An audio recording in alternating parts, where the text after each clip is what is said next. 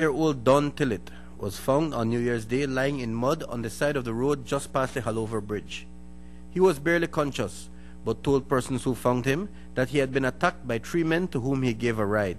And all he could say, it was 3 men, like a Spanish guy with long hair, ponytail, and 2 other colored men. They attacked him. Apparently, he had given them a lift, saying that they were going to Coney Drive, so he gave them a lift. And while on the boulevard, he said he felt a hit in the head, and that all he could remember when he woke up, he was in the bushes at the Halover Bridge. According to Norma Tillett, doctors said there was no damage to her brother's brain from the hit to the back of the head, but his lungs collapsed and he couldn't breathe on his own, so he was put in an induced coma and placed on life support. We spoke to the doctor and he told us that he's very weak and he went through a traumatic experience, and because of that experience he went through, it weakens the heart. What happened, he had a heart problem before, but because of what he went through, it take a toll on the heart. The doctors, they knew that the heart was weak, but they let him out anyway. They released him on Saturday. Tillett went home, but a little over 48 hours after, he was dead. When I got the call from my sister, it was around 9 o'clock, that my brother fell off the bed. And when she went there, they tried to do CPR, but the body was so just like limber. So she took him in the vehicle, and the ambulance met her halfway and took my brother to the hospital, where I guess they pronounced him dead, because by the time he reached there, he was already gone.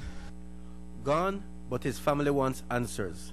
They say there was no reason for Tillett to die, since he never troubled anybody. I know you hear every day when somebody passes, you hear people say, oh, well, my son or my brother wasn't a troublemaker, but I could tell you that my uncle really wasn't a troublemaker.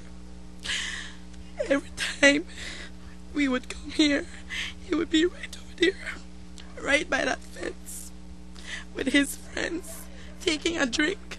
And if he's not taking a drink, he's working on the vehicles right next door by the garage. He was so happy. Like, it came as a shock to me, because he was always the one we consider as the strong one. You know, when I got the call that happened to him, I said, no, not my uncle. You know, the one that we really did not see this coming to. He was happy, he was joyous, he was always on the street just giving joke, always happy, not a troublemaker or anybody like that. He was a loving person, very loving, and I just want to say that now, okay, he's gone now, and we will all miss him, and I hope that whoever did this would have a heart and realize what they did is wrong, and try to ask for forgiveness, because there's nothing else. I don't see anything coming out of this, because, as I said, he couldn't recognize he said he couldn't recognize the fellas if he had seen them again.